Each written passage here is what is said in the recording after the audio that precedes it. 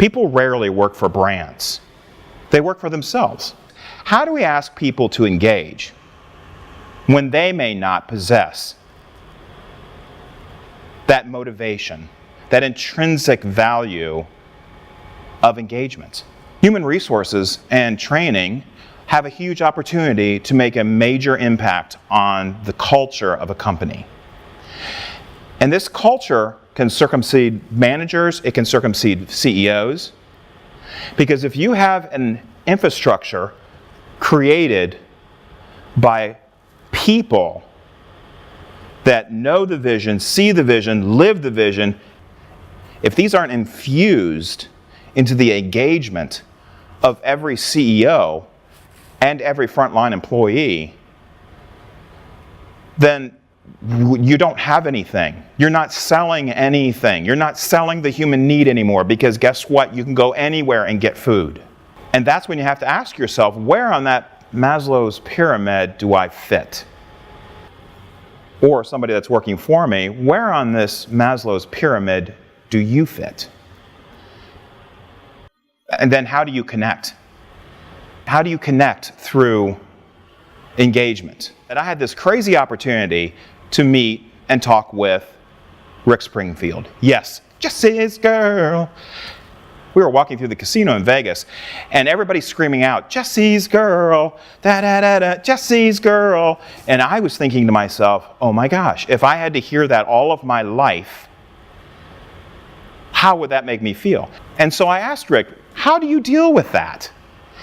And he said, you know, the way I look at it is, thank God they remember me for something. He had the ability to attach himself to something and be okay with it. It defined him.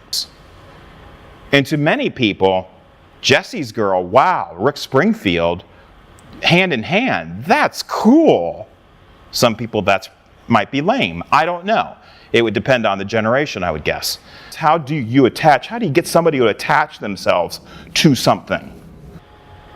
Every person you meet fights a battle you know nothing about.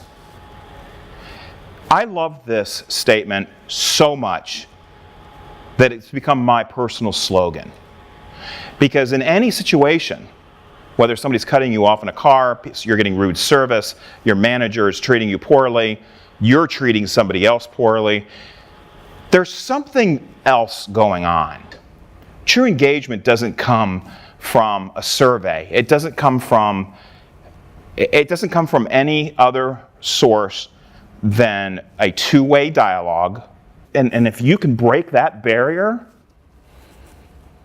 that trust is huge. It's huge in any relationship, in any engagement. Put that ring on. That ring means nothing. It's the trust that goes along with it. I can't tell you how many articles I read a week with regards to engagement, the importance of it, how to do it. This is what you should do. We have an engagement program because guess what? We did a survey. We did a survey one year, and so we're now an engaged company because we got their feedback and we can say it. And yes, I worked for a company that said that. In any business, it's important to understand what the human need is. What is the human need of a restaurant? Okay, well, the human need is, I'm hungry. Maybe they are, maybe they aren't. What is the human need? Let's just say that it's to eat. Okay, we have to eat. That's a human need. But we could go eat somewhere else, a lot cheaper. We could buy it. We could even buy it already made. At grocery stores nowadays. We don't have to go to a restaurant. We go through drive-thru. Spend much less money than in a casual dining restaurant. The human need is social, being social. You know, I think about that one movie, Castaway, Tom Hanks. The interesting aspect of it is because it looked at a human need. It looked at a human need of being social, having a purpose. Two-way dialogue, if you can create it, will lead to better training, better recruitment, people. Jason's Deli, another client of mine. I left their distribution center, and I look over there in the parking lot, just in a bunch of different cars. It wasn't a fancy car, license plates. I love JD. I got back out of my car, walked inside, and I said, who owns that car? Of course, it's the VP or something. A vice president's making a lot of money. Of course you love him. Like, no, it's Joe, our IT guy. How does that happen? There's a two-way dialogue, and that's where it starts. It starts within yourself. It grows to the people around you, so on and so on. It starts within yourself. Starts inside of here. It starts with loving people. It starts with understanding that people have things in their lives that they don't share that cause them to react and become the person that they are. Most likely, that's not really who they are.